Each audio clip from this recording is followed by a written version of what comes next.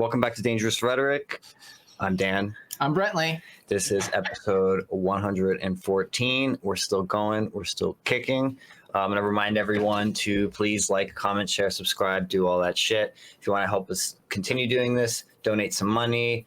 If you're watching the premiere of this, super chats are nice. We appreciate that. We've gotten our first few recently, and that's really awesome because it took a long time to get monetized. But also, we prefer the links in the description because YouTube takes a cut. So if you want to do that, that's much more Also, better. On that note, last night we did our first live stream on Rumble, and we are encouraging people to please go there and follow us on Rumble because we can say whatever the fuck we want on Rumble. No holds bar, and we're going to try to do that more often and get as much people onto there as possible because YouTube can suck my nuts. Yes, with all of that said, today we are joined by a special guest, a fellow Dan. Yes. In the Club of Dans. Dan spread it. Dan spread it. I don't know, I'm getting a little Dan-phobic up in here. You're getting Dan-phobic. Well, we are joined by the based and the handsome Dansplaining.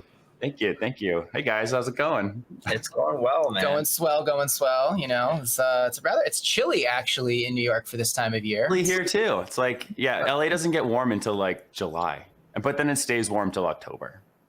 Really? Nice. Till October? Yeah. Oh shit! No, October here is when it's already like cooling down. My favorite season in this area is September, actually. Not just because it's my birthday month, but I love that like in between weather you get where it's like warm enough where you can really enjoy it outside, but it's not like scorching. It's kind of like what It we're getting cools right off now, later. actually. Yeah. It's like Right. On outside. Yes. No, luckily, like LA stays warm long enough that you can wear slutty costumes on Halloween and not get cold. Perfect. You can't really do that here. No, you get chilly. No. They still do it though. They still do Of it, course yeah. they do it. Like especially the Queens and Hell's Kitchen, where we're, like any excuse for them to show skin, they will put some skin. But Also, I was gonna say about earlier, Twitter also now good place to stream. Twitter, there's no restrictions on what you can say. So we should actually start doing that too, or like try to stream on everything at once. I could simulcast Rumble and Twitter. Next time we're gonna do that. We should try to. The thing that sucks about Twitter though is that people can't like live chat. They can't give you money. True. Right. Drop comments though. And they can tweet. They can drop tweets, but but that's not something we'll see. Whereas in Rumble, they're just like a chat. Do it live. Yeah. We'll do it live, damn it. Maybe Elon will start incorporating that into Twitter live streams. Es possible. You can pay us in Dogecoin. Daddy. Oh my God. Did you guys ever have Dogecoin? I still have some. Still have some. Yeah. I had. I made so much with it and then lost so much. You and everyone else. That damn SNL appearance, my God. Damn it. Elon, why? I broke even, and I'm just sitting on it right now. I'm not really. I just forget about it. Like I pretend I don't have it, and I'm like, whatever. It's money that doesn't exist. It's not there. True. It'll like shoot back up to 75 cents. I should have fucking sold it though. When it was. Oh, like, I know. I was like, it's gonna go higher. It's gonna go to 100. Why not? Of course, it's gonna go to 100. It'll go to $1. Right. All right, let's jump into this right now. So I found you through Twitter, and I've also seen you on Instagram before. I know you're associated with Outspoken as well. I've seen them promote. Oh, yes. The videos. Yeah, Chadwick's a friend. We love Chadwick. We love what he's doing. He's a really awesome guy. Can't wait to read his Tucker book. That book's going to be awesome. Right.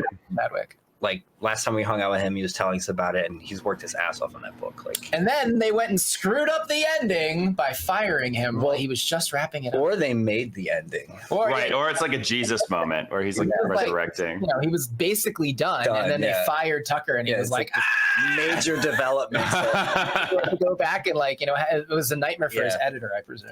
I'm assuming he did put something in there in the end, but he totally did. But I guess He even mentioned it during the announcement. They talking about how Dominion was involved. Well, he He came out with some stuff recently. Spicy. Came out and confirmed that. But that's enough about Outspoken and Chadwick, as great as they are. We're going to talk about Dan. I like to start with some backstory stuff. Yes, tell us about you, Dan. So where are you from? Did you go to school? What did you study? And then what made you decide to speak out against the woke bullshit and to start a YouTube channel and TikTok and all that? Masochism, I guess. Because I never want to date again. I don't know. It's so much better than cutting yourself. Oh my God. Yeah, I'd rather cancel myself than cut myself. Yeah, I grew up in Massachusetts, in Boston, Massachusetts, New and England boy. it was very. I went to Catholic school, and high school is all boys Catholic school. Went to Boston College. I was a theater major back then because I wanted to waste all my money. And so I got a job at the Apple Store. Very nice. Very nice. With my theater degree. I got my degree in molecular biology and I'm not using it. So, hey, that makes me feel a lot better. That makes me feel a lot better. I got a writing degree and I'm not really, I'm sort of using it. Yeah, I'm sort of using it. Well, yeah, I did. I mean, I did like playwright. I mean, I did playwriting, directing, all that kind of stuff. And back when I was in my 20s, I did a lot of filmmaking in New York. Like I have a short film that actually has Anthony Porowski in it from Queer Eye. And I would make music videos, all that kind of stuff. And I decided to move to LA because I wanted to be like in front of the camera more. And I thought I would make more movies. But everything changed, you know, like I was very much, I never really considered myself a Democrat. I never thought, I never associated, I was like, it was like weird. Like, ew, I'm a Democrat. Like, what do you mean? Like when I see those, what are those kids, those two kids who like shill for Joe Biden? Yeah, Harry Sisson, Chris Mallory. Yeah. Right, like that stuff always seemed so cringy to me. It's like really you're associating with like the political party. Like I'd rather just have principles, you know? Yep. And I believed in like socialism and all that kind of stuff. I was like, the government can just like fix everything. Why can't they? And honestly, I'm also a gamer, as you can tell. And I think playing like city building games, I don't know, tell me if this sounds right to you. Like where you control everything, you know everything about every person. So I feel like it puts in our mind that we can like control everyone and then just like make it better by like our single like hand and like demolish entire neighborhoods and put a highway through it. Did you play SimCity? Yeah. I loved SimCity when I was a kid, and yeah, I used to just make the aliens invade and destroy. I was never destructive. I don't know what that means about me, but like I never destroyed. I only created. Oh. But I think it gave me this sense that like, oh yeah, of course we can control everything and everyone, and I know how much everyone makes. But then as you grow up, you're like, no, no one knows anything about anyone. Like everyone can make the best decisions for themselves. You know, like I kind of tried to like play out the scenarios of like, oh yeah, if we just had a $25 minimum wage and like gave everyone $1,000 UBI, then we would and it would just go through it and be like, no, that means you have to have so much control over everyone that just wouldn't work. And then when I moved to LA, they did their homeless thing. Their like $1.6 billion to build like, I forget how many homeless apartments. It was like they wanted to build like 600,000 homeless apartments. And in like 5 years, they built like 1,000 and spent way more money. And I was like, oh, the government sucks. Right. Oh, right. The builders are the 1%. The builders who they're giving the money to are the 1%. It's like you can either give the money to the government who gives it to the 1%, or you can willingly give it to a corporation who gives it to the 1%. I'm like, I would much rather willingly give it to a company like who actually provides me value. Like what value does California provide me? Like potholes that they never fill? You know, it's like, if the city's so well designed, like why is there traffic all the time? You know, I don't know. It's like, it really disillusioned me with all that stuff. And Democrats, I don't know if you remember this, but Democrats used to not be obsessed with identity politics. Mm-hmm. I don't know. Do you remember this? Do we remember this? Do we remember this? This was, like pre-Obama. In the old times. Yep. Right. Even like when Obama first ran, he was like, if I don't win, it's not because I'm black, it's because I didn't like present my case. And now Michelle Obama's like, no one looked at me at the ice cream store. Racism, you know. You're like this is where we are now, you know. Yeah. Like it's so I hate it. I hate it here. And so Democrats are all in on identity politics. And I was always against identity politics. And people in the Democratic Party were also against identity politics because it seems so cheap, emotional. It's like the One Ring, right? No one can wield it. We have to throw it into Mount Doom because it's too powerful. Oh my God. I love you so much for that analogy. I'm a big Lord of the Rings fan. So it's that's a good metaphor. Analogy. Yep. Well, it truly is that powerful. Like, okay, this as an example, I was talking to my like left-wing friend and I told him, I was like, yeah, so did you hear about Pete Buttigieg's new proposal to install like thousands of speed cameras throughout the US? And he was like, speed cameras? I hate that proposal. And I was like, But he's doing it because white people don't get pulled over as much as black people to make it more equitable. He was like, oh yeah, speed cameras. Oh yeah, great, I love speed cameras. Like, that's how powerful it is. Speed cameras. So bad. So stupid. Yeah, no, I hate speed cameras and I hate speed laws. I don't think there should be a law against Agreed. speeding. You know, if you crash your car and you manslaughter someone, that should, be enough. Right, it's just like fuck it. No holds barred, goes fast as you honestly, want. what's wrong with going fast? Nothing. The problem with going fast is when you hit somebody. Have you seen like videos of driving in India?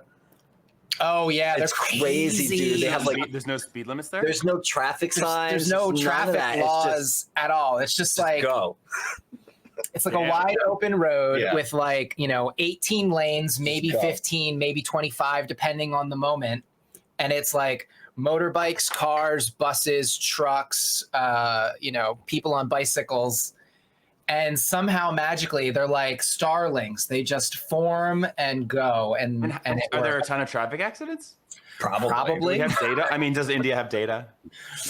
Does India have? That's a good data? question. I mean, I don't know. I've never have to been there. Look more into that. I had a friend who went once, and he went for like 2 weeks, and in the first 24 hours he was very close to getting on a plane and turning around because the culture shock was just so harsh. I want to go and experience that culture shock though. Plus, No, I mean, yeah. I love the ancient stuff Yes. too. I want to see the temples. Angkor Wat all would be that cool. shit. Angkor Wat, that's Cambodia, not Oh, India. right. But yeah. I mean, if we're gonna go, we might as well. Yes, I mean it is like a form of Hinduism, one of the sects of it. So Yeah. close-ish. Well, that- but not India. Yeah, I was just at EDC this past weekend, and I also went last year, and I drove last year, and it's like India because there's no lines. So on the way in, people are telling you how to get into the parking lot, but on the way out, for some reason, no parking attendants at all, and everyone's just all driving towards the exit. Especially you have no serotonin left for whatever reason, and you're just driving and you can't get out. It's the worst. It's the worst. Just like India. I'm not saying India's the worst. It's the worst. Canceled. Clip that. Oh, no, clip that. Oh no, please. Oh, that was weird, right? When Chris Mowry that happened, That was so he was fucking funny. so panicked. Well, you could see how Harry was responding. Oh, you mean to on it. Tim Dillon? On Tim Dillon, and Harry's reaction was the best because he was just and you could tell when Chris was talking, you could see Harry's face and he's smiling and he's just kind of awkward looking, why are you saying that? Why are you saying that? Right, and that's kind of gives me the sense that they're getting their democratic shills and not real people. Absolutely. That's been confirmed. They are in fact democratic shills. They're paid by a talent agency to produce the content that they generate. That's also why they get a lot of promotions by the algorithm because we know big tech likes to promote the leftist shills while little old competitors like us out here we get shadow banned and downregulated. I don't get why they think the style of the way they talk is effective. I don't find it maybe it is blah blah blah blah blah, yelling at the camera and blah and all the hand stuff. I know. George Alexopoulos, he called it wacky inflatable flailing arm man. Right. It's like that. I mean, it must work, right? I mean, it must get them views. I don't know, right? Well, they do get views. They get views, but a lot of it is definitely hate views. Wait, okay. Can I? I love of getting views. I love Did you to guys see Lactate Lady today? Yes, we all saw God. Lactate, sir. I'm sorry. Yeah, honestly, I don't like misgendering, but I don't think that person deserves to be called she. I don't even. That's give a a fuck. dude. Brent and I don't give a fuck anymore. No, I sex people accurately. Sex It's like them what I don't. accurately. Misgendering is not a thing. Right. You Honestly, accurately sexing. why can't? Yeah. Why? How about? I feel like we need to transition to calling people by their sex instead of their gender. Right. What is wrong with that? Why is that bad? Why is it bad? Because it makes you a bigot, you insensitive shit, Dan. No, because then the uglies don't pass and they don't feel included. And so that's when they start screeching on the internet because on the internet they can appear as if they pass, but in person. I think most of them know they don't pass, and that's why 80% of them have a fucking furry profile picture or an anime profile picture that they hide behind. They don't pass. They know they don't. Oh, But at least make a freaking effort, Well, I mean, this person is non-binary, not trans. Non-binary is different than trans. Trans buys into a binary. Yep. Doesn't buy into a binary. It is funny to see them try to team up too, because like one is antithetical to the other one. Like yeah, the other are racist, the other one. Yeah. Do you guys like Blair White? I like Blair White's content. Like anyone, I don't agree with any creator or political commentator on everything, and there are definitely things I think if we sat down and spoke with Blair, we would disagree on. For example, despite Blair passing, I don't think there should be legal protections for Blair to use the bathroom of a woman. I think Blair should do that at the risk of Blair. If you pass, no one's going to fucking say anything. No one will know any difference. Go ahead, do it. Godspeed. But if someone catches you and they realize that and they say something, that is on you. You don't, no legal protections in regards to that. That's how I feel. Like, I never personally, I always thought the bathroom stuff was weird because, like, I never saw like a cop outside of a bathroom, right? Like, I feel like people just use the bathroom, and then if someone's being weird in a bathroom, you'd be like, "What the fuck is wrong with you?" You know? Yeah. It's honestly, it's like what you were saying about speed limits, right? Like, so we could have a speed limit of 30, or a cop could pull you over if you're driving dangerously. Like, you don't have, if you're speeding, you're not necessarily driving dangerously. You might just be speeding. So, like, why do we have speed limits? For the same token, it's like, if you're a trans person in a bathroom and you're acting weird, then yes, like, what the fuck is wrong with you? But if you're a trans person in the bathroom who's just normal and like not drawing any attention to themselves, like, then like, is that as much of a problem? Do we have to legislate all that kind of stuff? I don't know. Like, my like libertarian streak wants to be like, I mean, if a business wants to say, like, why is the government, like the state government saying like we need like cops in front of bathrooms now? Like, you know, it seems a little bit sensational to me. Present your genitals for entry. Yeah, I mean, I guess I do understand what you mean. I don't think there should be legal protections that allow them to do that. If a business wants to decide that on their own, I guess that can be a separate matter.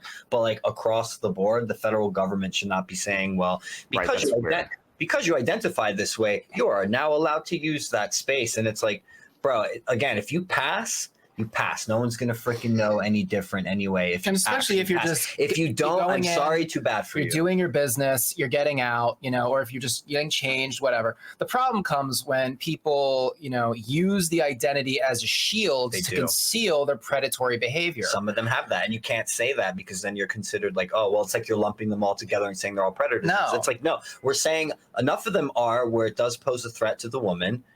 And you can't just have a sweeping acceptance of all of them for the sake of the ones, say, who aren't like that, because then it's like the other ones are going to get away with it. Well, there was famously that WeSpod guy who was in the ladies' side. Flashing their junk. And then turned out that he had a record, and the police were already trying to talk to him for another flashing in another place. Well, and then sometimes you hear the argument, well, what if they've had the bottom surgery and blah, blah, blah, blah, blah, then they should just be allowed, like in women's prisons or in the bathroom. It's like, well, even that's not cut and dry. Like we spoke to Heather Mason a couple years ago on the show. Man, that was like, what, 2001 now? She was, was her first. Sorry, 2021. Heather Mason's from Silent Hill 3. I don't know if you've ever played it. No, not that Heather Mason. No, this one is. She is equally badass. Canadian. She is a prisoner. She was. She was a prisoner. She's now an advocate for incarcerated women and addicts because she went through an addiction, got sober, all of that stuff. But very fascinating woman, and she's part of this organization called Cause Bar, which protects same-sex, like Canadian Women's Rights Association, sex-based rights, yeah, something like that. And she told us that there were cases in Canada that she knew about where the man put in the woman's prison did have bottom surgery, so no penis anymore, and still sexually assaulted women prisoners even without the penis. So I just like, it doesn't even have to get as far as abuse. Like, I just don't think it's unreasonable for someone to say, I don't want to see the genitalia of the opposite sex in my locker room. I just don't think that's even if they're not about to abuse me. Like, I just think that's super reasonable. Like, and it's like, I feel like also like it kind of like there is a difference between men and women. Sorry. How dare you? No, that's the truth. But like if a trans if a trans woman, no, okay, if a woman is in a men's room, right? Well, I'm not The confused. men don't care and will probably try to hit on that woman. I mean, if, you know, I but think if a- men do care, though. I think that Generally. I think that's an assumption about men. I think when men are in their private spaces for just men, like locker rooms, I think most don't want to see a woman in that space. I think it would make them uncomfortable. I know it would make me uncomfortable, and I'm not just saying that because I'm a freaking faggot, but We could say that, YouTube, we're all gay. we're allowed. Yeah, I mean, yeah, you're probably right. Like, it just always seemed like, what, like, you really want women to see dicks in their locker room? Like, and if they don't want to, like, that, then they have to, like, they're forced to. Like, again, it's the force thing. I don't like the forcing. It's like, Yeah. it's Also, like in like- California, it's like forced. And then we have to, we do have to acknowledge that there are women who have sexual trauma, who have a hard time, especially, being around a naked man that's not their partner. They have no idea who it is. They're in a Right. private space where they think that they can get changed or whatever. And some dudes are walking around with his junk out. Like, that's not appropriate. And I think we do have to, consider the feelings of the most vulnerable among us, including women who have trauma and mental illness as a result of trauma. And they shouldn't have to be forced to put up with somebody else's mental illness on top of their already complicated situation. Right. And the whole thing about gender dysphoria, like, and Blair White talks about this, like I don't think the woman, I mean, or the they, them who is like chemically inducing lactation so that her baby has to suck on his nipple to get the discharge. I don't think that's like mitigating gender dysphoria. I think that's obsession, right? Doesn't that more like someone who's obsessed with being a woman and or like wants social media clout? And oh boy, is he getting it? I'm so open-minded. I want to be inclusive, all that kind of stuff. But like, I just can't, like,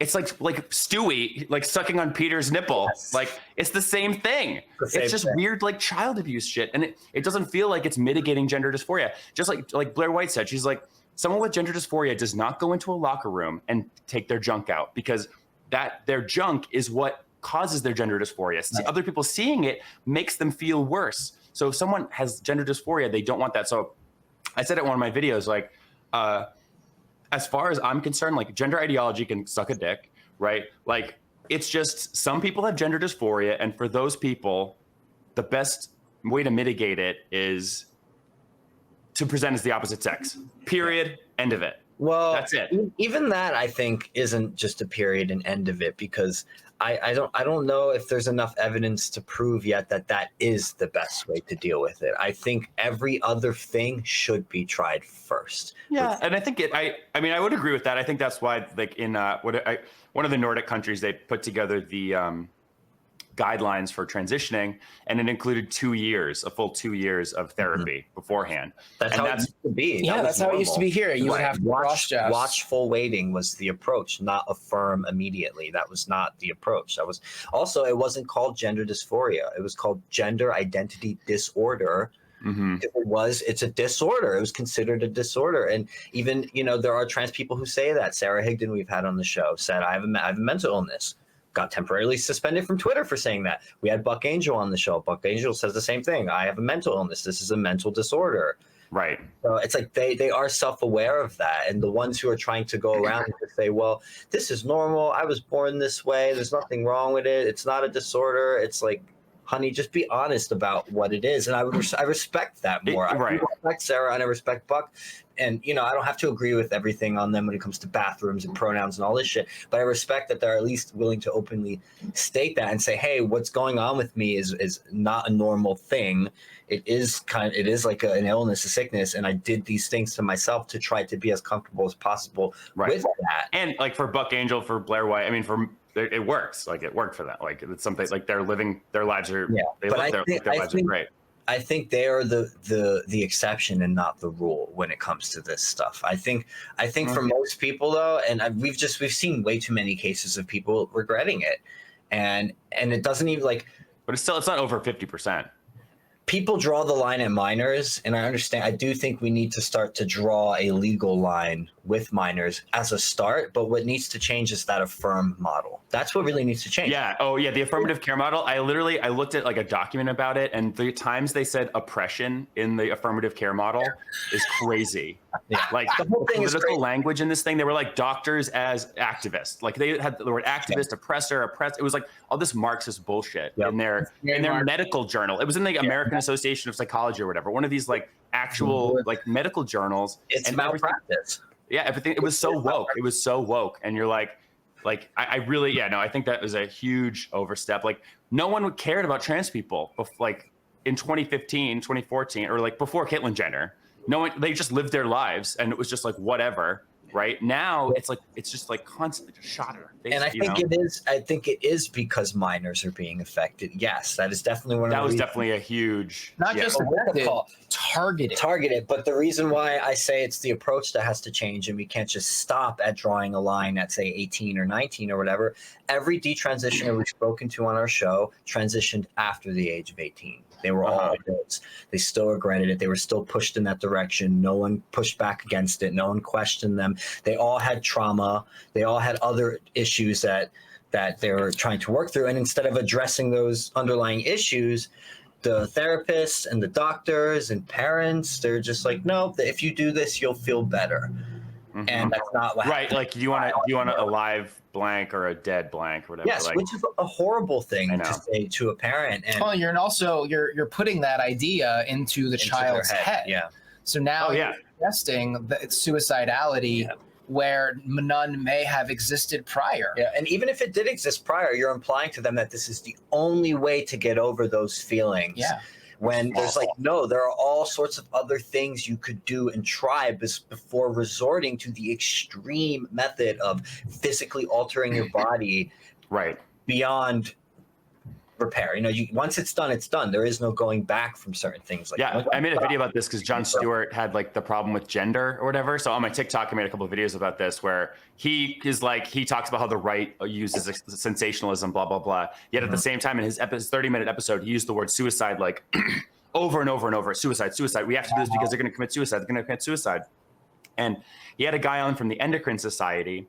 And the guy from the Endocrine Society was also conflating everything. Like they talked about talk therapy and affirmation. And then they also talked about the medical stuff and they conflated them all as if it was the medical stuff that was preventing suicide. And then I did the research. I looked at the studies and the very same Endocrine Society has a study that says there's no evidence or no definitive evidence that medical stuff is this thing that prevents suicide. It's the therapy that prevents suicide. And antidepressants, remember those? Oh, the thing that was formulated to prevent suicide, right? So like the very same people that he had on his show were disproving in their studies that suicide was prevented by using these like medical treatments. So anytime someone says that, they're bullshitting you. And there was a doctor in Canada who literally told his child patients to tell their parents that they were going to commit suicide if they didn't get the treatment. Wow. No, that's fucking evil. It is evil, and I honestly, I wish we didn't have to talk about this shit. I know. We have to, obviously, but it is so tiring. I'm so sick of talking about it. Like once in a while, we just have to talk about something else. We'll bring an artist on or a musician or some other shit just to not talk about this stuff. But you can't not address it once you see it because it's just so fucking wrong. It's so wrong. And anyone who looks at this and doesn't feel like that deep sense of anger, like you've walled yourself off. And then you think you're done, and then you open up Twitter and someone on TikTok is fucking lactating into their baby's mouth for their OnlyFans. That person has an OnlyFans. And it's $10 a month. It's like, look, if you're gonna do like $2.99 a month, I think. When's the 40% off? Look, if you're gonna do your OnlyFans, do your OnlyFans, but maybe you're someone who shouldn't be a parent. Or like there's so many steps between for someone who's not chemically inducing lactation and then getting a baby, from where? Where did that baby come from? I want to know, right? This baby is just in that person's bed. Is that their baby? Did they borrow a baby from someone? I don't know. It's all honestly, I feel like it is just pushing us all. It's like we're all regressing. Seeing that regresses. Seeing that is oh, now LGBT people have to support that. right? Right, and it associates us as gay men with that extreme, and it makes us look terrible. Like it does. This is not what we are about. Like, our friend Basil. We're about like anonymous sex. Oh my God, man. No, let's not be about that either. So our friend Basil, he retweeted a picture of this Naomi person with the baby. At least Naomi had the courtesy to like blur the baby's face. well, and I also don't. I'm not sure. I'm hoping and I'm praying to Jeebus that this person is not actually, you know, this could all just be a lie, you know, a fiction created. You know, he might not even be taking these chemicals that he claims to be taking. He might not be even. We don't know lactating that. I think we need to. I'm just like, no. We have to assume that this is real. And But this person has a PhD too, like on their TikTok. The PhD, it's like, yeah, makes sense. You think too much. this is why I didn't go into I wanted to read Basil's tweet because he said Literally you know, it's this person with the baby. He said we all know what they're going to do with this child, and everyone is going to just sit back and let it happen, and then react after it comes to light when it's too late. Sad. And what he means by that is like when that child gets a little older, that child's going to be transed. We all fucking know that. or otherwise abused. But we all fucking know that at least that is going to happen. They're going to. Can you imagine? Can you imagine if the child came out if that was a not? Yeah, they would fight tooth and nail to make that person that child trans. That's what they're gonna do. It's trans housing by proxy. And like it's like the worst because like gay can't get it. Can't transmit it. I can't transmit gay as much as I want to, Shawn Mendes. Like, you can't transmit gay. He is cute, though. I can't lie. Yes. But, like, you can kind of, you know, you can influence someone's gender identity. You can push them in a direction, and it does change them, you know? Like, at least a little bit, and that's the problem, because, like, we fought. I don't know how old you guys are, but I'm old. Like, we fought. How old? I'm not going to say. Drop the age. Oh, come on. You're 31. You're 32. I'm 40. You're 30. You're 40? I'm 40. He's 40. All right, he's older than me. I'm 32. Got you beaten. All right, I'm older than you. You're older than me, so what, 34? 37. 37. I would not have guessed. You don't even have any gray hair. I have all this fucking gray hair developing. You look great. It's behind here. Yeah, I have it on the side of my head too. Well, 37, you pull it off. Thanks. Yeah. No, we're gonna cut that part. We're gonna cut that part. Keep the fag talk. You and Mikey Harlow hate admitting your Mike age. is always like, I can't. No, I'm proud. I'm like, I made it to 40. Yeah, exactly. I'm still Are here. you guys in relationships? No, we're single. We used to be together. We're not anymore. We used to be together, and then we broke up because Dan's a bitch. I'm not a bitch. I'm not. I'm kind of a bitch sometimes. But so are you. It was from all his gym posts. Like, enough with the gym posts. No, that was pre-gym posts. Yeah, she got pumped after we broke up. Also, he was fat when you were together? No, he was skinny. I was like way too skinny, honestly. Mm-hmm. Like, it took me years of quiet jabs to get her to go to the gym. I love how you keep trying to take credit for my health choices, All me. Brett. When maybe you should put that attention on yourself. Hey, I'm fine. And make those health choices. I feel fabulous for yourself. I don't need to show up on the Shut internet. the fuck up. No, I got super fat after my last relationship, and then I needed a certain degree of fat phobia in my head, and I lost the fat phobia, which I hated. I hated myself when I lost the fat phobia, and I can't picture you fat. I just can't. I was. I mean, and then ever since then I've been like, you know, you saw. I think we talked about that on Twitter. Like I've been kind of using my fitness pal and all that kind of stuff. Going to the gym a lot more. I had to get back surgery, so I couldn't even. I couldn't even go to the gym for a little while. I've also been using my fitness pal, but to make sure I'm like eating enough, because that was my issue. Yeah. No. Yeah. But I wish I had your issue. Like I have to. Everyone says that. I'm like, it's just it has its own problems. You know, it's okay. Because, you know, there are the people who stress eat. They're like, oh, you need people problems. I don't care. Yeah, I don't care. No, for me, it's like my appetite will tank if I'm stressed or depressed. And like, I just won't fucking. So I have to like force myself to do it. And it took a lot to like change those habits. But logging calories does help. I can see why people do How that. many calories do you consume to get? Or do you try to? Deficit, I need to be over, I think, 26 to 2,700 to be in a good deficit range. So I'm trying to shoot for like 3,000 a day or something like That's that. deficit? I'm sorry, surplus. That's what I meant. Surplus.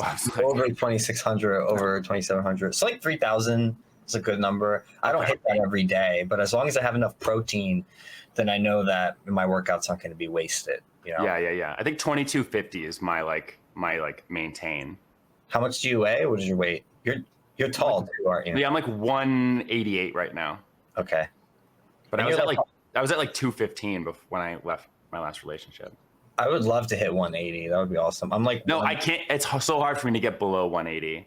It's really. Well, how tall are you? I'm 6'3".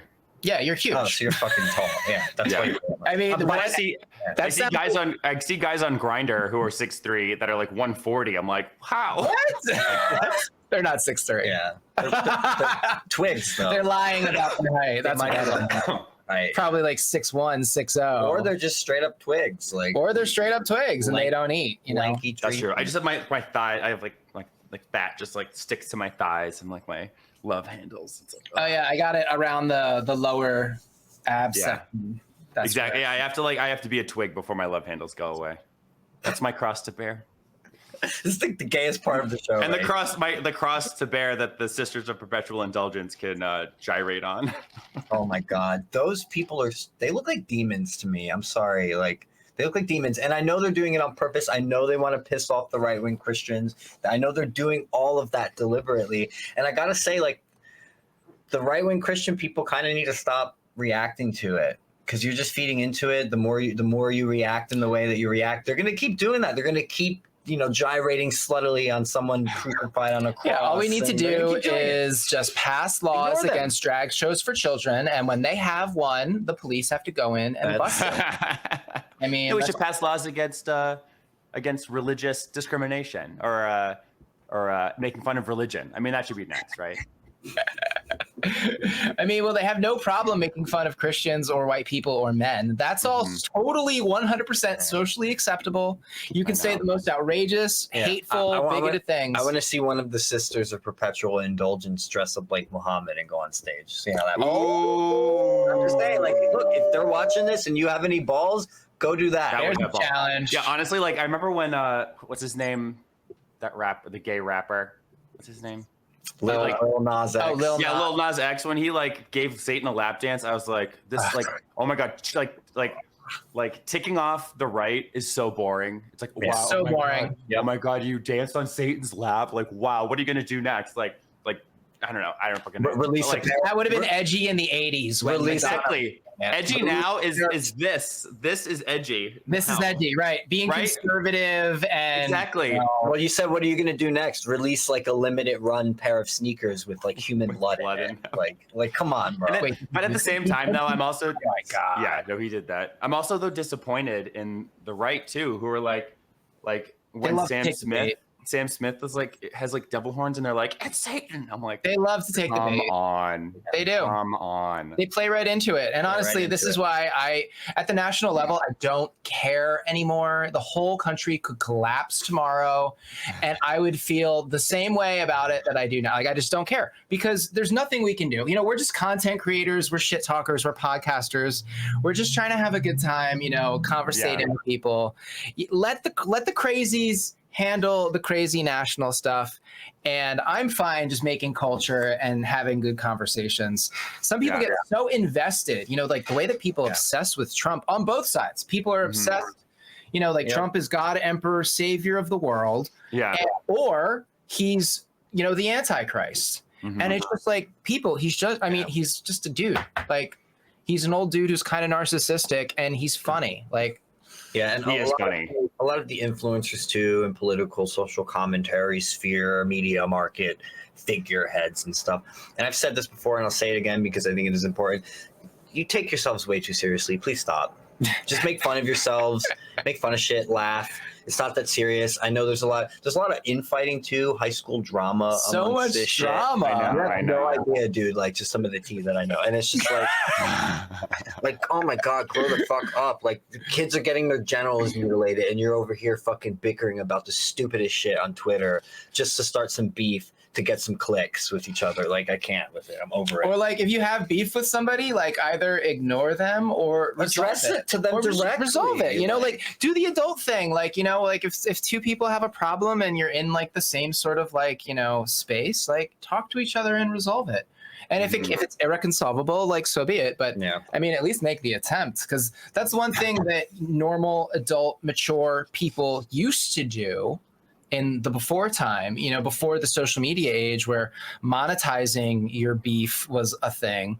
People would just bury the hatchet. They would, you know, resolve the issue through dialogue. It didn't have to be a whole public thing either. You know, that's the other problem with social media now, is that the social media has sort of made everything public.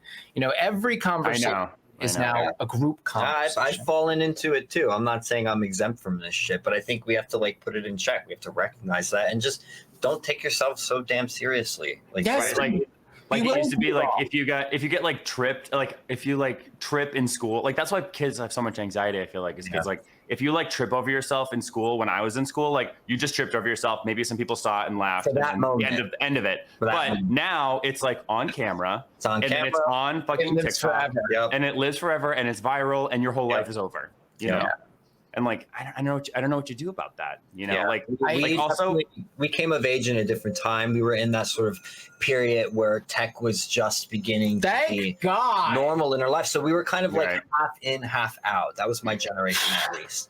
But I didn't get my first cell phone until like literally right after high school because one, my family was broke. They weren't going to pay for that for me. I had to I had to get pay my for own my cell job, phone pay too. for it myself, you know, all of that stuff. So, and I look back at that, and at the time, I felt a little left out because people were getting, you know, their sidekicks and shit like that, or their Blackberries. Like everyone had a cell phone, or their freaking, you know, the first iPhones coming out. And I was like, damn, I had that cute little blue Nokia. Yeah, I was like, you know, damn, LG rumor. And now I'm kind of like, I'm kind of grateful that I didn't. I'm almost a little grateful my parents were broke and couldn't afford to put one in my hand very early. Well, when I was that big of a problem because it was just talk and text. Sure, but the smartphone changed everything because it's like now you have a pocket computer that's more powerful than any of the desktops we were using when we were kids, like by 100-fold. And it's a camcorder, and it's a fucking, you know, microphone. And it's a phone. So much. It's a computer. It's a, you know, a little production. I didn't send one text until I was I think I sent my first text my senior year of college, and I took my first phone picture my junior year of college because and it was like it's like a postage stamp size photo because like I definitely had a cell phone in middle school and high school, but it was literally just in case of emergencies. Like I didn't call anyone on it. I just had it just because of emergencies. Oh yeah, it was like. Social media wasn't even a thing, and like while I was in college, I had AOL Instant Messenger. Like I would talk on AOL. I was on AIM, man. ICQ. Then cool. Friendster was one of the original social medias. I was on that one my junior year, I think. Facebook was the first thing I did, and my college was the first college to get it. My freshman year of college, we got Facebook.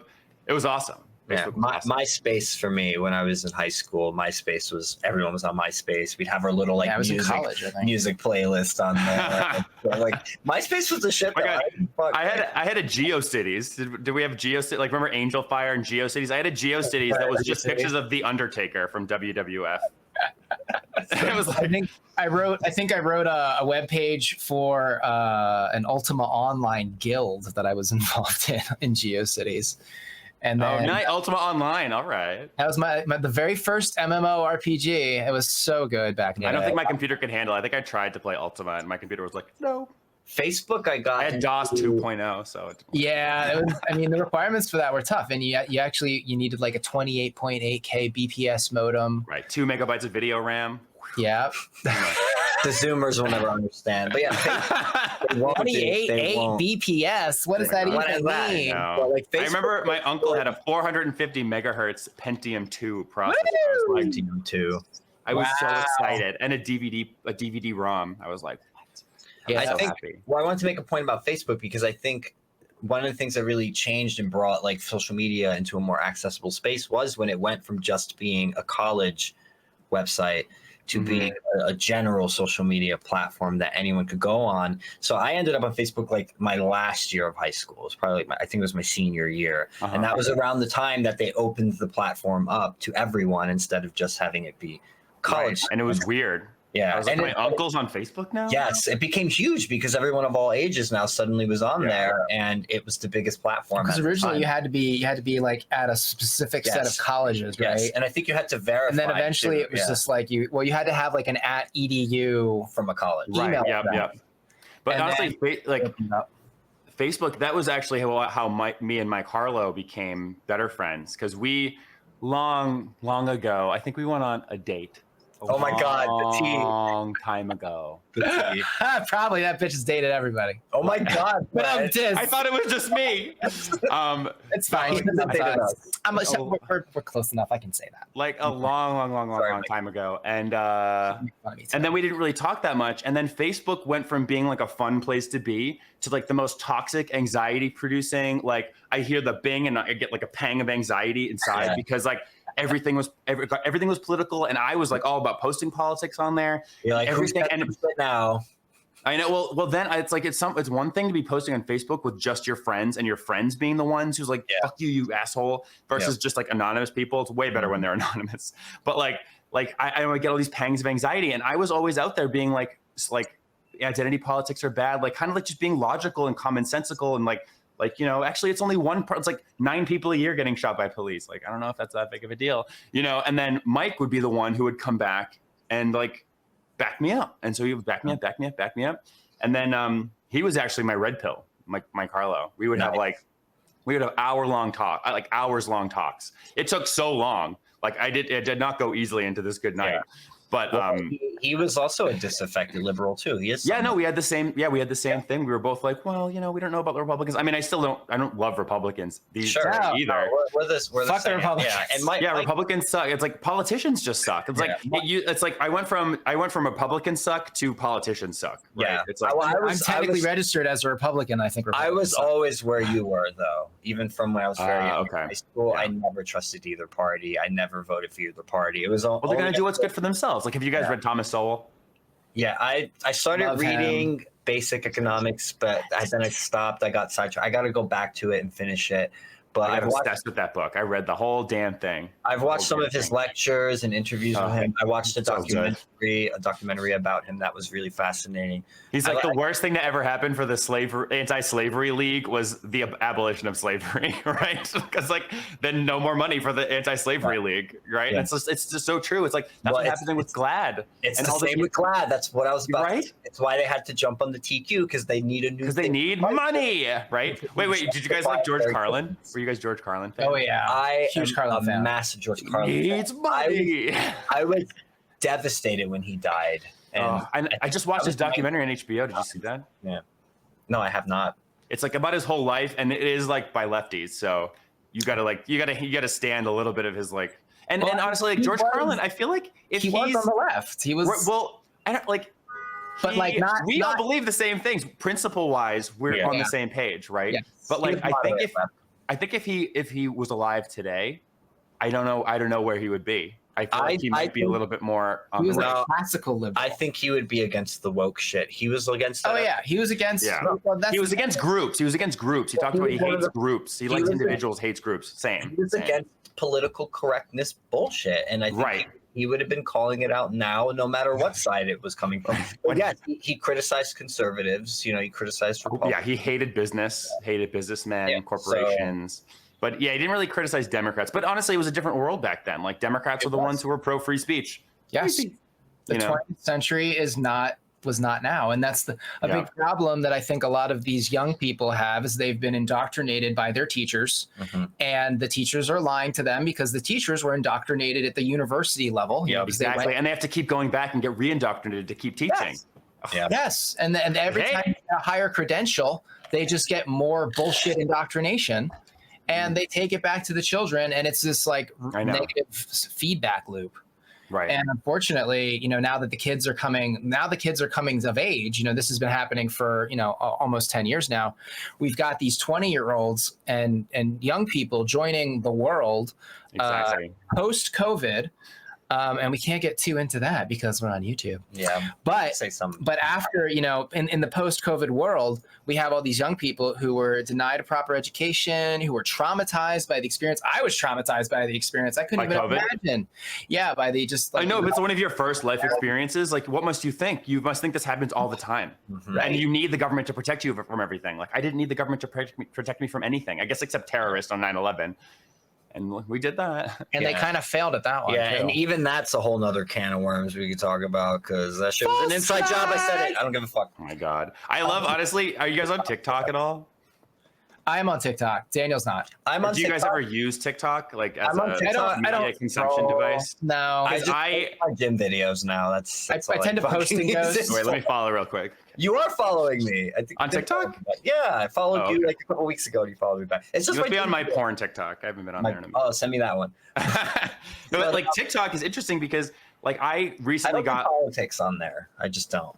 Yeah. well, I recently got addicted to TikTok. I've kind of been unaddicted, but it is interesting how TikTok like. And I honestly, I don't think it's like a big conspiracy. I don't think China's fine. No, I don't. It's like they just want money, just like everybody else. But It's a really good algorithm. You can fall like, into TikTok. it for is an hours. amazing algorithm. And on one night I was going through, and then suddenly it was like Hollyweird content, and it was like Mel Gibson talking about how what is his name is like a demon. Christopher Walken. He said Christopher Walken is a demon who was like. He didn't walk towards him. He floated towards him. Mel Gibson was saying this. And then it was going into pizza. Then suddenly I was listening to Pizzagate content. I was like, Sounds about right. And then like Kanye was talking about pizza and Ellen's talking about pizza and everyone's talking about pizza. And I'm like, Yeah. Jerry Seinfeld's talking about pizza. I'm like, what the hell? And then I was like, no, it's like people just talk about pizza sometimes. Okay. But then it went into, suddenly it was firefighters sitting in front of the two towers being like, yeah, I saw an explosion inside at the bottom floor. I was like, what? Suddenly it was 9/11 as an inside job content. I was like, and more conspiracy content. Like, it was so weird. TikTok was just like conspiracy. And suddenly it was all conspiracies. I was like, is this what, like, what are they doing to me? Like, I went into and it was, of course, at 2:30 in the morning when I was trying to sleep. Yeah. So it was like hard to sleep. But then I got into the back rooms. The back rooms were super, super cool and not a real thing. And do you know what those are? No, on TikTok? Yeah, the back rooms. It's like this liminal space thing where it's like apparently in real life you can no clip into the back rooms. You know what no clip is? Nope.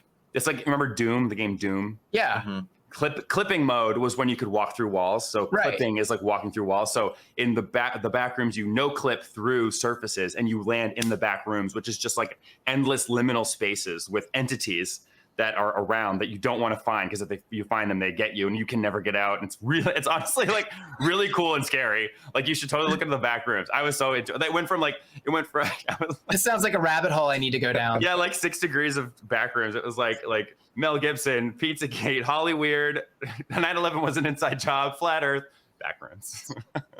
Wow. Very nice. Yeah. Yeah, no, TikTok is, so it's definitely like Chinese spyware, and they can, if you have it on your phone, they basically have access to everything. But Google is basically American spyware, and guess what, sweeties? Everything that they've said about TikTok, they could do to all our email addresses, all our Google accounts, all our hard drives. Mm-hmm. There's nothing that's secure, and it's been like that for a very long time, thanks to Mr. Bill Gates and Microsoft. Yeah. I'm honestly surprised sometimes when I'm typing in Google Docs, right? If I'm typing up a script, that Google Docs doesn't delete stuff for me. It's like, oh, you're not allowed to say that. Delete, right? Because that's what it is. I'm so in the cloud. Like, everything I do is in the cloud, right? I upload something to my teleprompter to do a video. It could get to that point, though. Who knows? I know and they'd be like, it's illegal. It would or be immoral not to do it. Their AI is not that advanced right now, or the AIs that they have publicly available are not that advanced. Or what they'll do is they won't change it on you while you're in the middle of typing and you can see it. They'll wait for you to go away. They'll wait for you to close the document. They'll change it when edit you're not it. looking. They'll stealth edit it. And then you'll open it and you'll be like, did I write that? Like, I don't remember writing that. Like, wait, am I trans? Oh, I don't remember writing that. That's so weird.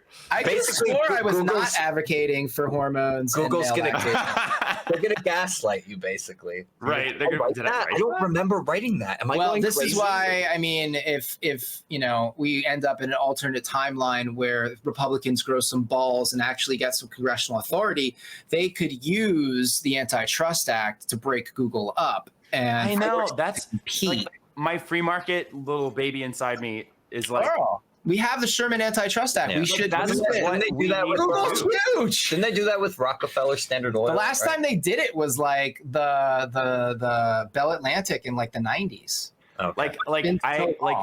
We all understand. Like, I hate when people on Twitter are like, corporations are greedy. It's like, like literally, that's like their whole point is to make money, and that's their only point. Why they exist. Exactly why they exist. So the only way to make a corporation act correctly or act in any sort of morally good or any sort of way that benefits anyone except themselves is competition.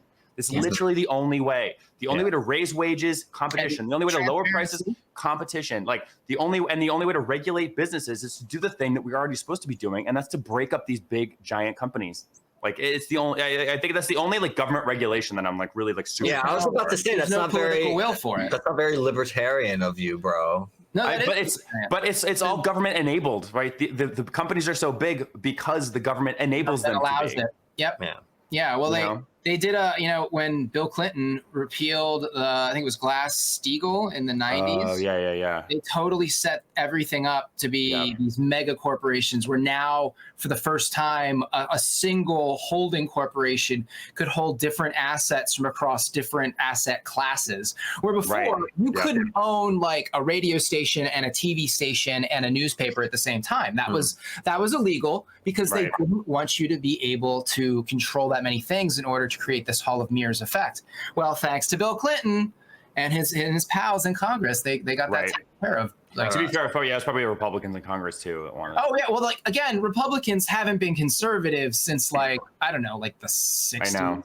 This subject, makes me think of Atlas Shrugged, though. I've been reading that, and nice. Ayn Rand definitely comments on a lot of this stuff. I'm not saying whether I agree or disagree with it. I haven't read it personally, but it's a major theme in those books. Is like regulating or not regulating the builders, the achievers. Like how much say should the state have to stop them? It's a balance. Building more. Yeah, I don't know. It's a delicate balance, and it's a perennial battle that must be fought time and time again. And unfortunately, we as a society don't have a widespread understanding of cluster B personality disorders, the antisocial, psychopathy, sociopathy, and how that intimately connects to societal ills, child abuse, it explains indoctrination in the schools. It explains so much about history in general. Like when you understand that there are people who like don't have a conscience. They don't have a conscience. It's not a matter of it turning on or turning it off or suppressing. It is simply not there. Well, sociopaths can have a selective conscience depending on whether you're in. Wait, you're saying some people don't have a conscience, so we must what? It's not there at just all. Be aware of that. Be aware of that's a thing. And not only do they not have a conscience, they can play act the full range of human emotion. Why do we have to be aware of that? Because these are the people I think who do the most damage in society when they get into positions of power, but also in your personal life, but especially when these are your Mao Zedongs, your Stalins, your Hitlers, your Bill Gateses, your Jeffrey Epsteins. Klaus Schwab. Like, a lot of people just don't understand that, like, or I feel like people see crony capitalism, they don't see capitalism, and like it's like they confuse the two. It's an equilibrium, right? That's the best part about the free market. It's an equilibrium. Like it's going to balance out if you just let it. Like there's a reason why like what poor neighborhood around here or in New York has become less poor? Any? Right? Like if they allowed the neighborhood to like actually reach an equilibrium, if they allowed people to be like, well, I'm not making any money here, the rent is too high, I have to move, then people would move out, and then as there's less people, wages would start to go up, right? It's like it's an equilibrium, right? Prices are the same thing. It's an equilibrium. More stores, more competition, prices will come down because they're competing with each other. It's like, but they don't let that process happen. Like this thing too, it's like, well, the fractional reserve banking system, being able to just print money out of thin air. Like, I was thinking about the other night, like, what do they do? They're just like, I think we should make 10 million today. Yeah. And they type it into a computer and they say, They have a little council. They have their council of wizards. and they lend that to the government. They read the bones. They look, spreadsheets of numbers, and they conference and they make a determination, and they make more money out of thin air. and they give it to the manifest money out of nothing. And then they let their close business allies have early access at extremely low interest rates. Yep. Right. And then Business criminals, as George Carlin would say. yeah, well, it's basically a federalized Ponzi scheme, and it's as crypto has sort of come up to the forefront and evolved and created parallel economies. It's began to threaten the integrity of that system. And really, they want us all on a digital currency where they can track everything and control everything. They want a central bank currency. They could have like FedCoin, right? USDC, where FedCoin. you only can buy meat like twice a week. Yeah. And it knows. So you just won't be able to do it. Yeah. And cash will not exist. And if, say, you can only drive so much, because you only have so many miles, because, say, I don't have an electric vehicle. So I'll have my allotment that I can use in a certain period of time. And if I go over that, then I won't be able to buy gas. Right. It's just so dumb. It's these people who've been educated so much that they consider themselves experts, and they know more about your life than you know about your life. And it's just not true. You're just crazy. This is why prices exist. Like, if I see a high price, I'm not going to buy it. If I see a low price, I will buy it. And then they'll say, oh, no one's buying this. I'm going to lower the price. Then I'll buy it. Like, that's literally how it works. You don't need someone to tell this person how much to charge for something. Like, you just don't, because we're all going to do it ourselves. Like, I'm not going to buy something that seems like a bad deal. They're not going to sell something if it's not going to make them any profit at all, unless they're not selling it, and then they'll go low. But then you have companies like YouTube, for instance, who blew all the other companies out of the water because they could be a loss leader, so they could pay their creators more than any other video platform, like back in the day. So people only went on YouTube because they didn't need to make a profit. All the other video companies did. So then YouTube reigned supreme, and now we're left with just YouTube and I guess Rumble too, but and just YouTube can be super censorious. Like, remember when YouTube used to be like, oh, this is like TV except no censorship. Amazing. Yeah. Remember that? Well, the whole thing amazing. Broadcast yourself. That was their whole marketing line. Remember response videos? Like, response videos were so good at driving engagement. And they took them away because they became a little too spicy, a little too controversial. Right. They didn't want to foster, aggressive, back and forth. But wait, how do you guys feel about Rumble? Well, we're just branching into. I mean, we've been using it for a long push time. More people toward it, and as long as they keep remaining an open platform where they let us say whatever the fuck we want, I'm all for it. If they start to go down the same road as YouTube does, then I guess it's looking for other options. But we're going to use all the different platforms to the best that we can. Like, yes, we're still going to post this on YouTube. We're still going to use YouTube. Like, we just got monetized on. Yeah, we're doing sort of like a hybrid. We're trying to do like a hybrid model where, like, we're putting a lot of things on YouTube. Just be quiet, puppy. There's a dog here. We're trying to use YouTube to like grow the channel, but also we have Rumble as basically our backup sort of mainstay infrastructure, because Rumble, we don't have to worry about getting nuked. So everything on our website connects to our Rumble. And also, we were kind enough, I think somebody in Kerry Smith's chat hooked me up with an Odyssey account that scrapes everything off our YouTube. So automatically. Oh, that's good. Everything. I don't even have to think about it. It's back. I don't even look at it. I haven't looked at it in so long. We should actually like check in on Odyssey and see how many views we get on there, if any. But like, it's just it's also there as another independent backup. So I kind of like the idea of having a lot of different things. And then I do shorts on TikTok, which usually I try to do like 60-second news bites about something topical, or like a hot take. And that's it. And that I sort of just use to cross promote for the show. Yeah, no, my TikToks are by far get the most views of anything. Like I have TikToks with 500,000 views over there. Yeah. But then sometimes I'll post and it'll be like community guidelines violation. But on it, like, and I don't love that. But at the same time, every time I've appealed, they've like approved it. So I don't know what that is, but I just like I do post to Rumble inside the lines.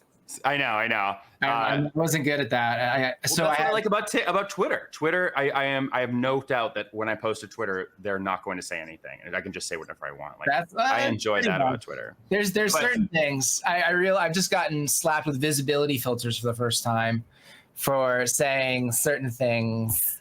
Like, give me the initials of what you said. No, I basically said faggot and tranny. I think trannies. I think it was like how the sentence was worded. Yeah, I can't remember. Can I say I had trans friends in New York when I lived in New York back in like 2015, 2014, 2013, and like literally all we said was tranny. Was tranny this, tranny that. Hey tranny, what's up tranny? What's up tranny? Da, da, da, da. Was never all the time. Term. It was never offensive. Never and suddenly it is, and then all of a sudden Facebook made it a slur. Yeah.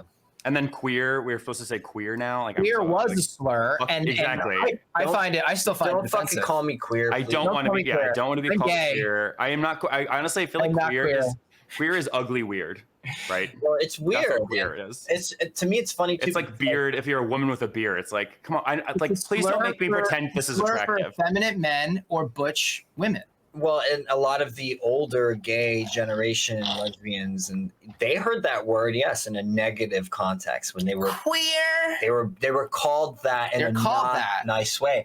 But for me, that wasn't even how I was introduced to the word. I first heard the word queer from reading Lord of the Rings, because Tolkien would use it. because it was like queer. To mean strange. Well, to mean strange. He would use it to refer to something that was strange. So that was the first exposure I had to that word before I even knew it had any other context related to like gay shit. I had no idea. You know, it's just odd. It's like off the beaten path. Like I've been to here in LA. Like I went to one queer party, and I just felt so out of place. I was just like, this isn't for me. Like it was just like everyone in like onesies and like hair. Fat androgyny. Exactly. It's just all this stuff. It's like, you know, like I'm so happy that you guys have this party. Like I'm so happy that you guys have this party.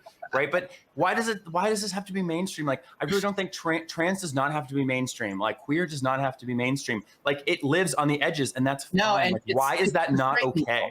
The straight people are doing it because they want to join in the fun. They want to be queer because they see how much. I know. There's like a lot of especially a lot of females. They just want to have a struggle. Well, they're sad they don't have a struggle anymore. The shit, though, is that it's backwards, honestly. Like, gay men are generally immature and are allowed to remain immature for longer periods of time because of the way that our sex drive works and that we don't generate kids. Yes. Right, exactly. Where straight men and women especially, they sort of naturally balance each other out. Yep. And in an ideal situation where neither of them has a severe personality disorder, they'll improve each other over time. Right, exactly. And at the same time, they'll raise a new crop of little ones who will hopefully do the job better in the next generation. And that's fine, and we love that. Well, I mean, this is how we got here, right? We went from being savages, hunting and gathering in the fucking forest and killing each other with spears and daggers to this. And, you know, it was a long, bloody several thousand years. But the way that we got there was caring, you know, taking very close, careful care of the children and protecting them. The women would stay home with the children, right? And then the men would go out and hunt. The men would hunt and the men would battle in war. And because the men, once you reach a certain age, men are expendable. You know, Exactly. Yes. If you have like one woman, like your civilization's over. But if you have one man, it's like, you know, like you can still make it. Well, and that's the thing. Like, not every man really needs to reproduce because, you know, whatever. There's plenty of great people doing it. But the thing is, like, the crucial part is the children have to be protected from dangerous ideologies and, like, you know, institutionalized abuse. You know, it's the BLM movement love to talk about institutionalized racism, but we have an institutionalized child abuse epidemic that's completely ignored, along with the human trafficking epidemic and the whole Epstein thing, which is totally also, you know, just scooted under the rug. And instead they like to blame the police. They like to, you know, scapegoat conservatives when these are not the real problems. And the people making them out to be such are just liars and psychopaths. Yep. Well, I think just saying. Well, I feel like we all, like, kids are always indoctrinated into something. And I just think we were indoctrinated into the correct thing. Like, the correct thing to be indoctrinated into is believing in yourself, right? Taking risks, like be an entrepreneur, right? Like, you can do it, like all that kind of stuff. I think that's like good indoctrination, and that's kind of like very capitalist and free market. But the 90s was different, man. The growing up in we the 90s, got self-esteem instead of overt narcissism. Right. But like the problem is that like that is the current thing, and the current thing isn't 100% amazing for every single human, for every single person. So then they kept chipping away at it and being like, no, the right thing to teach kids is that queerness is the way. Like gender is a construct. You're all racist, and if you have to, like, above anything else, you have to be like if a minority needs something, give it to them, because you actually don't deserve it because you're white. Yeah, you know, well, like, and so you don't deserve it. It's like everyone should achieve at the equal level, whether they work for it or not, which is what equity is. And it's like, because it's the new thing. Yeah, that doesn't have it's according equity to this is invisible thing, it's impossible. 100% good. Right. Equity is not possible. This is what people need to understand when you hear that word and they say, "Oh, well, we deserve equality of opportunity." Equality of outcome is not possible, which is why they have to make these laws and try to legislate that. I mean, and really, it still doesn't work. even equality of opportunity is not. But it's at least and something. That's just the nature of reality. It's more achievable. The nature of reality, exactly. We can aim for it. It's more achievable. It's something we can bring more people into implement. Equal opportunity, and we've been doing it. This is one of the things that Jordan Peterson hammers on, is that we have more economic prosperity now for more people ever before in the history of the entire planet, and that's an accomplishment. We deserve a little round of applause, pat on the back. Way to go, humans, for not doing too bad. The downside is it's also made people very pampered, very comfortable. We haven't had like true struggles, and I'm talking about myself too. I'm not saying I'm exactly. So it's like, maybe we are overdue for like a serious economic collapse in a fucking world war. I'm not saying I want that. I know I don't want it either, but I know sometimes I'm just saying, like, it's going to get to that point. Like, I don't know if you guys Ukraine. I don't know if you guys have had moments like this in your own life, but I had a moment like that where a couple years ago where I just was like ran out of money. Like suddenly I like had too much money in like a stock, and the stock just like totally tanked. I had no money and tons of debt. And it wasn't, and I was kind of coasting until then. I was just like, oh, it'll be fine. And then when I hit that moment, it was like, oh, fuck. Like, I have to buckle down. And then I started applying. I got it. I started doing Uber driving. Like, that was when I started to actually do it and hit it. And ever since that moment, I've been doing really well, because that was the motivation that I needed in order to get out of the complacency that I was involved in. And everyone's like, yes, complacency. Like, the government's like, no, we want you to be like, please be complacent. Complacent is good, That's the silver lining to me about what happened with like the lockdowns and the mandates and all that shit. Despite how shitty all that was, like, and how 2020 was a real like rock bottom moment for me. I almost needed that to shake me out of where I was, to force me to change, to force me to grow up, to force me to, do things that I normally would not have done. Like, we would never have started this podcast. We wouldn't even be talking to you. None of this would have happened if it wasn't. Right.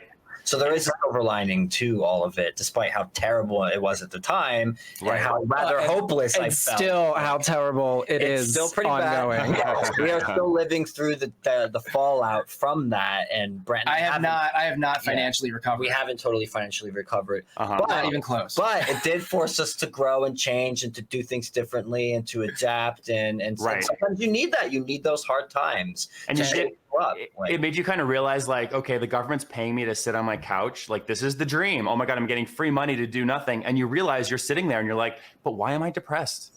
Like, I'm getting free money. I thought that was the goal. I thought I definitely money was the thing. I wrote a book. I made art. Like, I went out there and no, I made music and shit. I definitely did stuff. But I remember, like, I'm a big video gamer, and Resident Evil 3 came out, and I beat it 7 times, right? And I was like, why am I so depressed? I'm like sitting there with my eyes bleeding as I'm like staring at the TV. I think the last Resident Evil I played through was 5 or 6. Oh, those are the worst ones. It's been a long time. Sorry, that was controversial of me. No. Resident Evil 2 remake, so good. Resident Evil 3 remake, so good. Resident Evil 4 remake just came out, so good. Resident Evil 7's amazing. Resident Evil 8, really good. But 5 and 6, no. 5 and 6. That was the last ones I played, I think, or maybe it was just 5. I can't remember. We are just covering all the ground today. We're not just political people. Like, that's one of the things. Like, I remember when I started watching Steven Crowder, like back when I was first getting red pilled. And I watched Steven Crowder, and he would like quote Tommy Boy, and I was like, "Hey, conservatives know about Tommy Boy? Like, wait, conservatives like consume popular media? This is crazy. Conservatives play video games? I thought conservatives were stupid idiots or were nerds or like losers, or like who didn't do anything, or like or just like all in church all day. I'm like, no, like we're cool, like cool guys, right? Like, we know stuff. We do things. We watch movies. We like listen to good music. There's no monolith. Like Yeah. people see, they see a Ben Shapiro, they see a Matt Walsh, they see a Steven Crowder, and unfortunately, our brains are set up for pattern recognition, but we also do the opposite. We extrapolate patterns outward. And so if we only see a few examples of a thing, we tend to assume that the other things like that thing are similar or, identical. And so until you get a very wide sampling of genre or a group of people or whatever, it's hard for you to realize that every group of people is actually a very diverse group of people in itself, unless they have exclusionary tendencies, to keep their whatever for the purpose of the group. Also, for the record, I'm glad that we can reference other things and talk about games and other shit, and not just stick to politics. What are you playing right now, man? Besides Zelda. He's like, bro, come on. Zelda Tears of the Kingdom, baby. Anything online, multiplayer? That's like, I can't do single player anymore. Oh no, I love single player. I used to play Starcraft. Oh my God, you are my brother's classic. That was one of the only games I ever became obsessed with as a Protoss. kid. Protoss all the way, man. Zerg. My favorite. Like, Zerg are fun. Zerg are fun. Did we love cannon rushing or? Cannon rushing was always the strat. I was like the guy who would love to. I loved carriers. I would fuck. Building up, teching up to carriers. Because they're so intimidating. When you see an entire fleet of carriers come through and that swarm comes in, you're like, I'm done. I'm dead. Like, there's no way I'm surviving. Well, unless they figured out early and went anti-air, you're kind of fucked. That's true. Yeah. That's the whole thing with that strat. Well, relies on the StarCraft. Well, I would do carriers and back them up. You also have to be fast with Void Rays. Back up with Void Rays. Well, Void Rays are StarCraft 2, right? Yeah. No, they were in both. Oh, they were both. No, you only did one. I played a little bit of StarCraft 2, but honestly, one is where it's at. That is the one. No, I would back them up. You played a lot of one. I played a lot of with Falcons. Usually, I would have them as my Falcons. air. Yeah, those were the really fast ones. Oh, I guess maybe in StarCraft 2, they're Phoenix. The Phoenix. Yeah. They're like the fast air. Yeah. And they like pick stuff up. And they pick units up. I would have. Those are the Corsairs. And then always have an observer. Those were the Oh yeah, no, I love covering the map in observers, just like sending them out and holding, sending out and holding, so I have the whole map covered. I would also get which were the ones that cloaked? The Wraiths. The ones that would cloak. No, they would cloak. Terran. They would cloak. The Dark Phoenix, Dark Templar. No, the Arbiter. So what I would do is I would get a 12 group fleet of carriers, and very intimidating, and then I would get one or two, at least two arbiters with them to cloak them, so you couldn't kill the carrier itself. You would be stuck having to fight the swarm that comes out of them without killing the main hive, because they'd be cloaked. So if you didn't have an observer or something, you'd be fucked. If I came in with all carriers with an arbiter, some falcons backing them up, like, you're done. I love StarCraft. I tried to I tried to switch to a grid layout on my keyboard because I was trying to get like real advanced, because I was getting up in the levels and stuff, but I think I fucked myself because it got too confusing. Did you only play like traditional way, or did you play used map settings? Because I think one of the you're talking about ranked games. Well, ranked games, yeah. What I loved so much about StarCraft, though, and what I think is one of the most innovative things ever done in video games ever, was the map creator. Like the map builder in StarCraft changed the whole game, because it's like, yes, you have the traditional game and you can play it the normal way, ranked and all that, but then you had this whole other game that is multiple games within the game, because you can now develop your own kind of game, right? You could make your own game inside the game, and that was new. No one had done that before. So, I was ranked all the way. I was just ranked. I would just jump on multiplayer. 1v1. It was always 1v1. I loved using map settings, though. I would love, because I thought it was so cool. I would try to make my own games too. I love the map editor. That shit was, man, that was lit. Those were the days. And I played Diablo 2 a lot too in that time. I was obsessed with it. Oh, I never went into Diablo. I tried Diablo 3, but I was just I don't know. It was maybe I was at a point in my life where I was trying to play less video games. 2 is where it's at. That's the best one. Yeah. A lot of good stuff lately. Final Fantasy 7. Did you ever play that?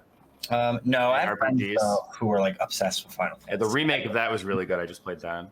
I was not a big gamer, so and I'm still not heard the I haven't played the remake yet. I played the original. That was such a good story, though. The remake is like the way that they adapted the PlayStation 1 combat to the new game is so brilliant and so much more fun. Like you cannot play the old ones. Like I can't play old Final Fantasies anymore as much as I want to. They're so boring. Like games from PS1 are way too boring So now. boring. Like, and I don't know if you guys ever played adventure games. Did you ever play adventure games? Like what? King's Quest, Space Quest, like Day of the Tentacle. King's Quest and Quest for Glory. Yeah, like no one played those. Like I would go on Facebook looking for other people who played those because I was obsessed with those when I was a kid. I downloaded the Indiana Jones and the Fate of Atlantis. Yeah. That's a fun one, man. Well, I think we should wrap it up. We are about an hour 18. I got some work I got to get done. I got to go to the gym. We can do this again in the future. We will do this again for sure. And then Dan, if we do another Rumble live stream, I'll send you a message. What's your preferred message? You don't have open DMs on Twitter. What? I was about to say the same shit. What is your pronouns? What are your preferred? No, like what's your preferred contact method? Usually, I Twitter DM everyone, so like that's the best. way. Yeah. Well, yeah. Daniel's on my Twitter, so if you just follow me, I don't know if I have open DMs or not. I'm not sure. Oh, but I do have a Patreon.